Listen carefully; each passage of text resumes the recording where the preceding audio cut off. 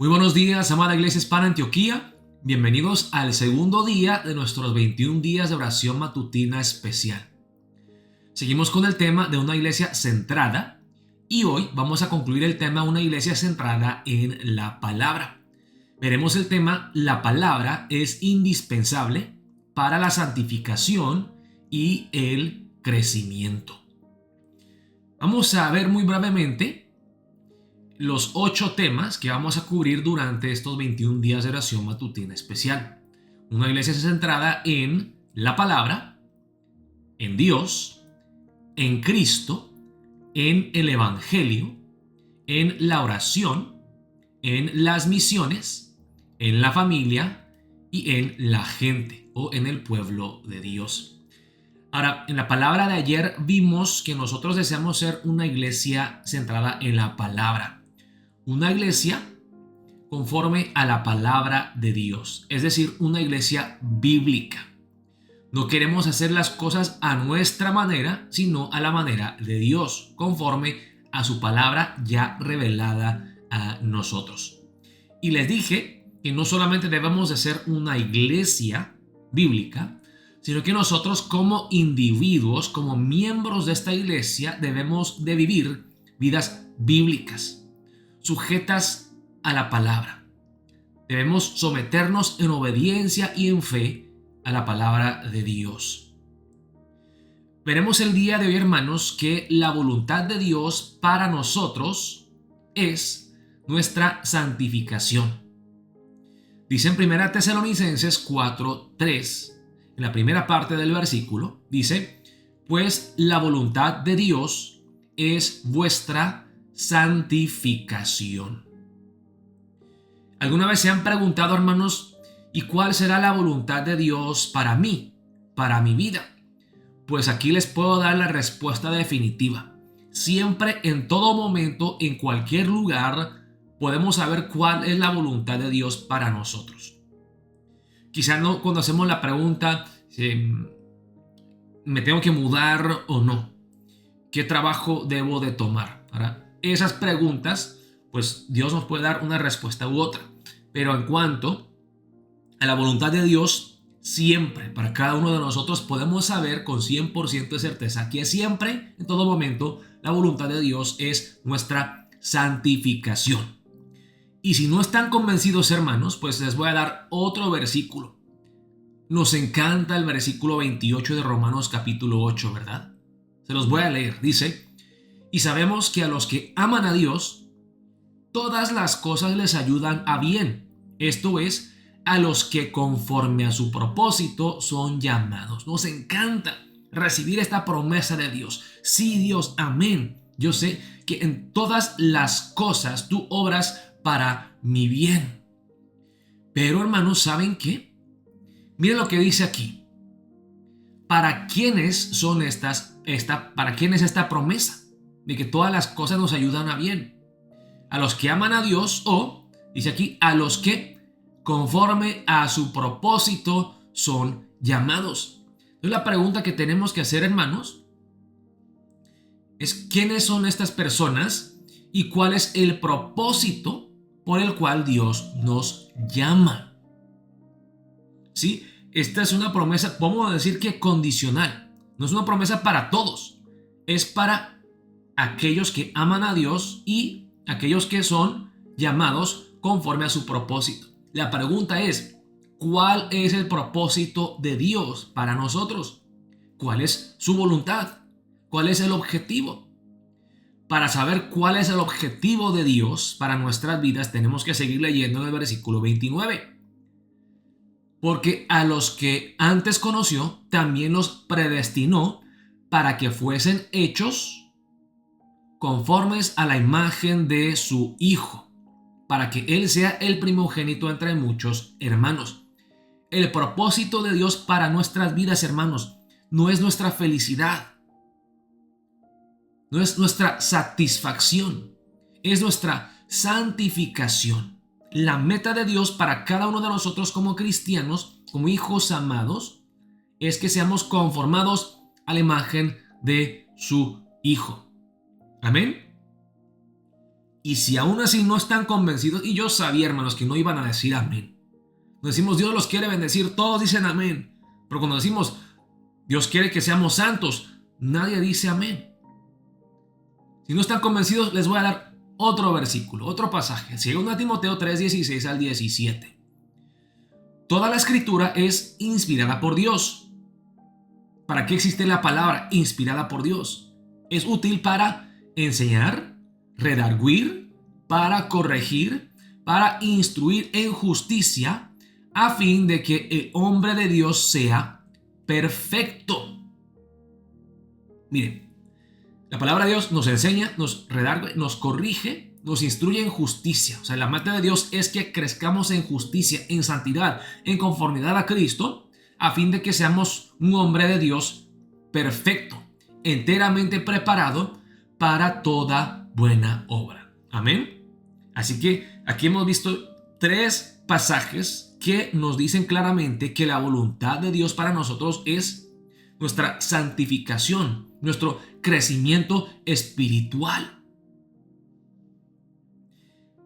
Hermanos, no es fácil crecer en conformidad a Cristo Jesús. No es fácil crecer en nuestra vida espiritual. Más bien, yo diría, hermanos, no es que no es fácil, es imposible. Es imposible tratar de ser como Cristo Jesús en nuestras propias fuerzas. Y quiero que veamos, hermanos, que la palabra de Dios, escuchen bien, la palabra de Dios no está compuesta por simples reglas de cómo debemos de vivir. ¿Ok? No solamente nos dice cómo debemos de vivir, la palabra de Dios también nos da el poder para vivir como Dios nos manda. Así que la palabra de Dios no solamente establece los reglamentos para nuestra vida piadosa y santa, también nos da el poder para poder vivir vidas santas. Vamos a leer la palabra en Juan 17, versículo 17 juntos. Miren lo que dice Jesús, hermano. Vamos a leer la palabra juntos en el versículo 17. Santifícalos en tu verdad. Tu palabra es verdad.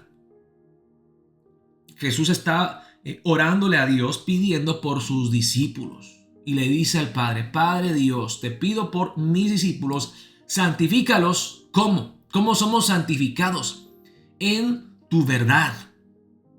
Tu palabra es verdad. Aquí Jesús nos está diciendo, hermanos, que es imposible crecer en santidad sin conocimiento de la verdad, de la palabra de Dios. No podemos crecer en nuestro conocimiento de Dios y en nuestra conformidad a Jesús si somos ignorantes de la palabra. La santificación empieza con la verdad, la palabra de Dios. Y saben que, hermanos, quiero que piensen en esto. Claro, la vida cristiana es una vida de fe. Y la lucha que tenemos como cristianos es la lucha entre la fe y la duda o la incredulidad. Pero ¿saben qué, hermanos? No podemos creer, no podemos tener fe en algo que no conocemos. Para poder creer, para poder tener fe en Dios y en sus promesas, necesitamos conocer a Dios y conocer cuáles son sus promesas. Así que por otra parte podemos decir que la lucha en la vida cristiana no solamente es una lucha entre la fe y la incredulidad, también es una lucha entre la verdad y la mentira, o la verdad y la falsedad. ¿Entienden eso? Que nuestra lucha no es solamente contra la incredulidad, también es una lucha contra la falsedad o las mentiras del enemigo. Adán y Eva pecaron no tanto por maldad, porque decidieron, ok, vamos a hacer lo malo, ¿sí? Ellos pecaron porque fueron, ¿qué dice? Engañados por la mentira de Satanás. Así que no conocer la verdad nos hace más susceptibles al engaño de las mentiras de Satanás. Entonces la lucha también para mantenernos santos, hermanos, no solamente es una lucha de fe y de fuerza de voluntad, sino también es de conocimiento de la palabra de Dios. Y por eso, hermanos, necesitamos leer la palabra, no solamente para acumular conocimiento intelectual, sino para conocer la verdad. Jesús dice, ustedes conocerán la verdad y la verdad los hará libres. Tenemos que conocer a Dios y conocer su palabra, sus promesas, para tener las municiones necesarias para poder luchar contra las mentiras de Satanás. Y vemos el ejemplo perfecto aquí de Jesús. Jesús no solamente nos enseñó acerca de la importancia de la palabra en la lucha espiritual, Él mismo nos mostró a través de su ejemplo la gran necesidad que tenemos nosotros de meditar en la palabra de Dios. Vamos a ver la palabra en Mateo 4, versículos 1 al 11. Esto ya lo hemos visto en la iglesia, pero lo vamos a repasar. Dice la palabra en el versículo 1. Entonces Jesús fue llevado por el Espíritu al desierto para ser tentado por el diablo. Esto fue antes de empezar su ministerio. Y después de haber ayunado 40 días y 40 noches, tuvo hambre. ¿Quién no va a tener hambre después de ayunar 40 días y 40 noches? Y vino a él el tentador, cuando Jesús estaba más susceptible, más vulnerable. Vino a él el tentador y le dijo, si eres hijo de Dios, di que estas piedras se conviertan en pan. Ahora, ¿es malo comer? Especialmente cuando tienes hambre y has ayunado durante 40 días y 40 noches, no es malo comer. Comer es bueno. Pero aquí Satanás le está tentando a Cristo Jesús que se aproveche de su poder como el Hijo de Dios. Que se abuse de ese estatus especial que tiene Jesús para complacerse a sí mismo, para satisfacerse a sí mismo. Comer no es malo, pero usar lo que Dios le ha dado a Cristo para complacerse a sí mismo y no hacer la voluntad de Dios, eso no está bien. Él respondió y dijo, ¿cuál es la respuesta de Jesús? ¿Cuál fue la respuesta de Jesús? Escrito está, no solo de pan vivirá el hombre, sino de toda palabra que sale de la boca de Dios. Jesús citó la palabra en Deuteronomio capítulo 8, versículo 3. No solo de pan vivirá el hombre, sino de toda palabra que sale de la boca de Dios. Esto me hace pensar también en las palabras de Jesús cuando dijo, mi comida es hacer la voluntad de mi Padre.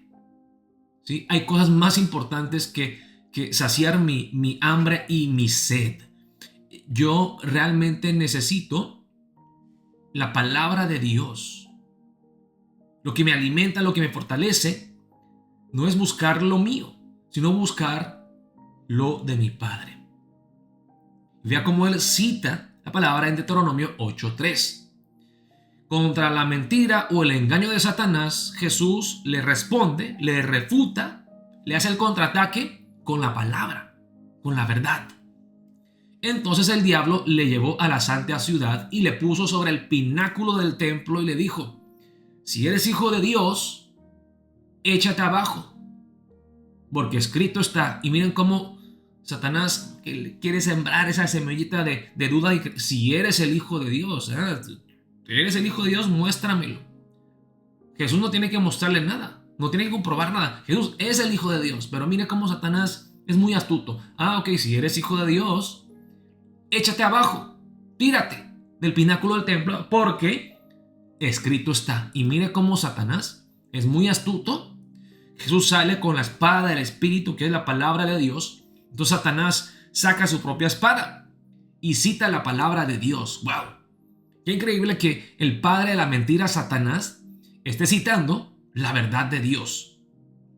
A sus ángeles mandará acerca de ti y en sus manos te sostendrán para que no tropieces con tu pie en piedra. Aquí Satanás está citando la palabra en el Salmo 91, versículos 11 y 12.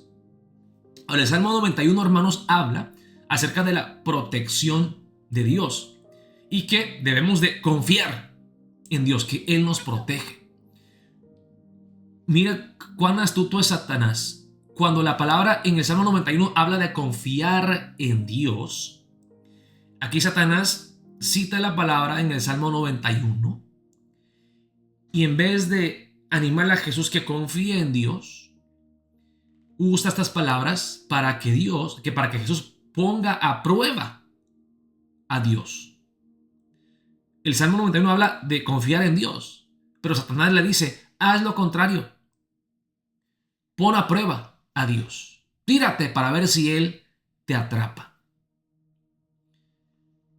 Jesús le dijo, escrito está también, no tentarás al Señor tu Dios. Y aquí Jesús cita la palabra en Deuteronomio 6:16. No tentarás al Señor tu Dios, no pondrás a Dios a prueba. Confía en Él. Y vean, hermanos, otra cosa, que Satanás aquí cita la palabra de Dios. Qué interesante, hermanos, que Satanás no puede crear la verdad o decir la verdad. Él no tiene la autoridad para poder hacer eso. Hasta en sus engaños, él tiene que usar la autoridad, la veracidad de la palabra de Dios y tergiversarla, manipularla, corromperla para engañar. Porque él no tiene ninguna autoridad en sí. La única autoridad la tiene Dios y su palabra. Entonces él manipula, tergiversa la palabra. Otra vez le llevó al diablo a un monte muy alto y le mostró todos los reinos del mundo y la gloria de ellos y le dijo, todo esto te daré si postrado me adorares. Entonces Jesús le dijo, vete, Satanás, porque escrito está, al Señor tu Dios adorarás y a Él solo servirás. Con la tercera mentira de Satanás, Jesús le responde con la palabra de Dios en Deuteronomio capítulo 6, versículo 13. ¿Notaron eso, hermanos? Que los versículos que citó Jesús se encuentran muy cerca el uno del otro. Deuteronomio 8, Deuteronomio 6, 16, 6, 13. A mí me parece, hermanos, que Jesús, quizá cuando estaba en el desierto, estaba meditando en un pasaje específico de la Biblia. Quizá en 2 o 3 capítulos del libro de Deuteronomio, cuando Satanás vino a tentarlo. ¿Qué quiere decir eso? Me parece a mí, hermanos, no estoy seguro, pero me parece a mí, puedo especular que Jesús quizá estaba haciendo su devocional. Estaba meditando en la palabra, en una parte específica de la Biblia, y así logró contrarrestar los ataques engañosos de Satanás con la verdad de la palabra de Dios. Y aquí otra cosa, hermanos, Satanás le tienta a Jesús, adórame a mí y te daré todas estas cosas. Hablando, hermanos, del Evangelio de la Prosperidad que vimos el día de ayer, ¿se acuerdan? De la iglesia Lakewood Church, del supuesto pastor Joel Osteen. Es la mentira más grande del diablo, el Evangelio de la Prosperidad. Adora a alguien para recibir algo. En fin, no es una adoración genuina y sincera. No estás adorando a la persona, estás usando a la persona. El Evangelio de la Prosperidad te enseña a usar a Dios para coronarte a ti mismo, Dios, para obtener lo que tú quieres. En fin, no adoras a Dios porque Él es digno de tu alabanza, tu adoración. Tú usas a Dios para obtener lo tuyo.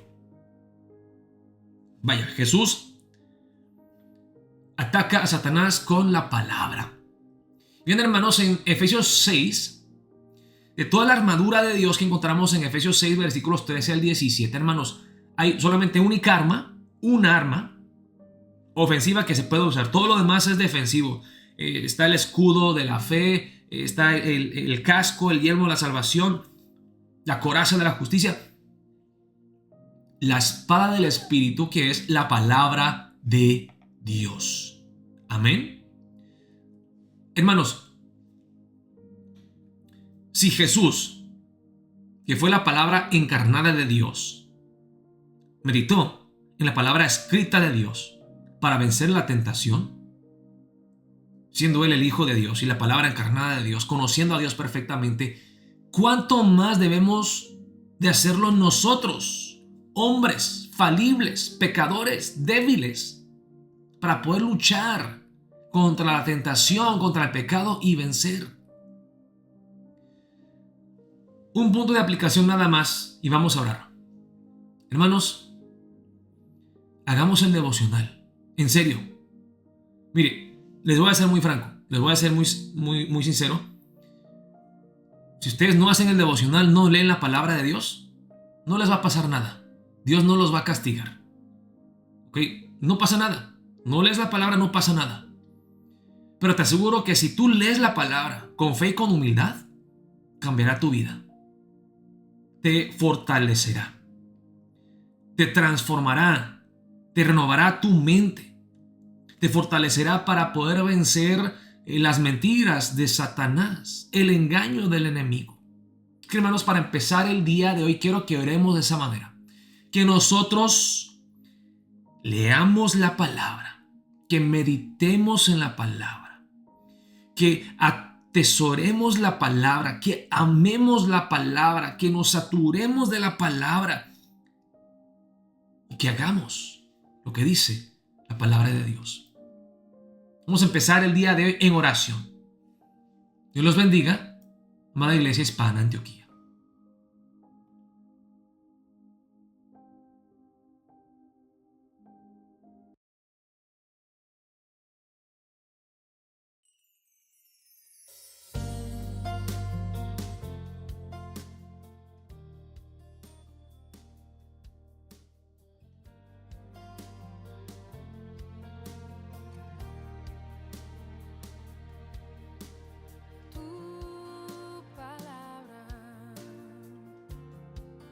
Como aceite sobre mis heridas, es el agua en el desierto y el calor en el invierno. Tu palabra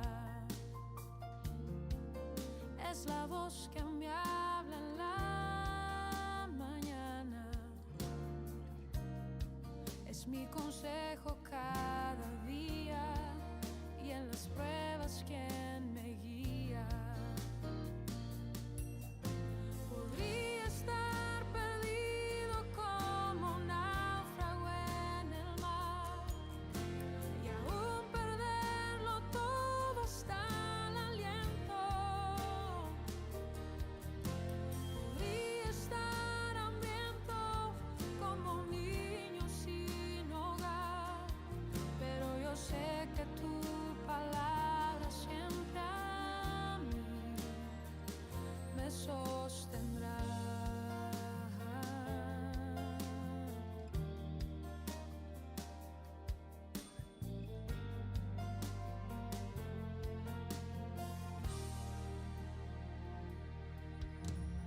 Tu palabra es como dulce miel para mis labios, es la perfecta melodía que me deleita cada día. Tu palabra es mi refugio en medio de las pruebas, en la tristeza es mi alegría y en soledad mi compañía. Podría estar perdido como un náufrago en el mar y aún perderlo todo hasta el aliento. Podría estar hambriento como un niño sin hogar, pero yo sé que tu palabra siempre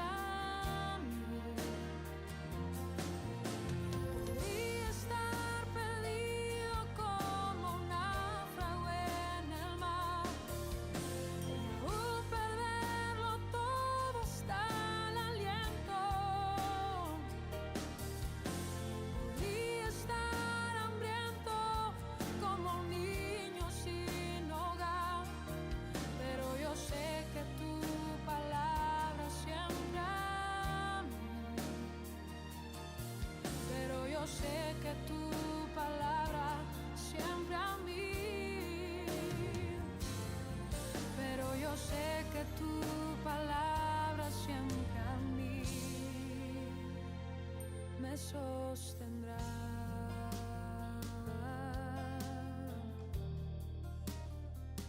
Tu palabra, Señor,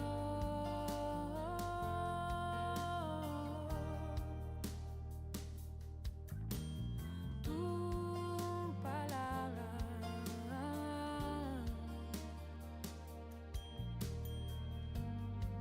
siempre me sostendrá.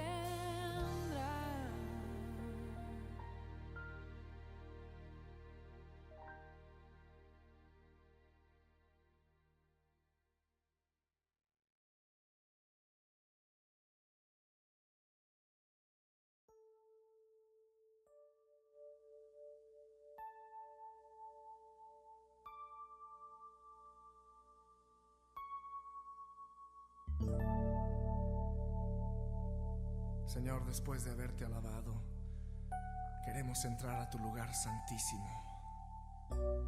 Queremos contemplar tu rostro, Señor, habitar en tu presencia. Purifícanos, Señor, límpianos, renuévanos.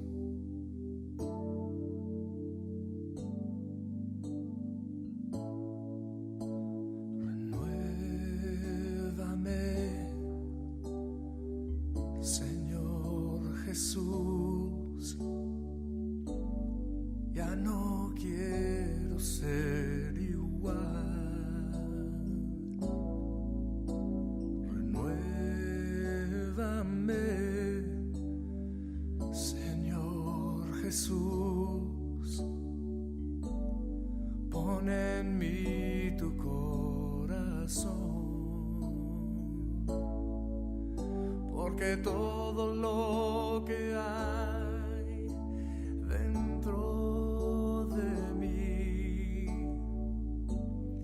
necesita ser cambiado, Señor. Porque todo lo que hay dentro de mi corazón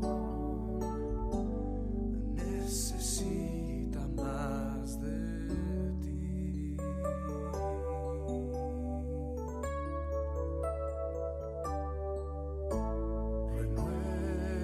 Renuévame, Señor Jesús,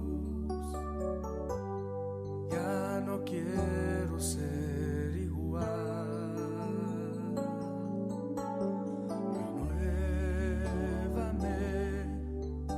Señor Jesús, pon en mí tu corazón, porque todo lo que hay dentro de mí necesita ser cambiado, Señor. Porque todo lo que hay dentro de mi corazón necesita más de ti. Porque todo lo que hay dentro de mí necesita ser cambiado, Señor. Porque todo lo que hay dentro de mi corazón necesita más de ti. Necesita más de ti. Necesita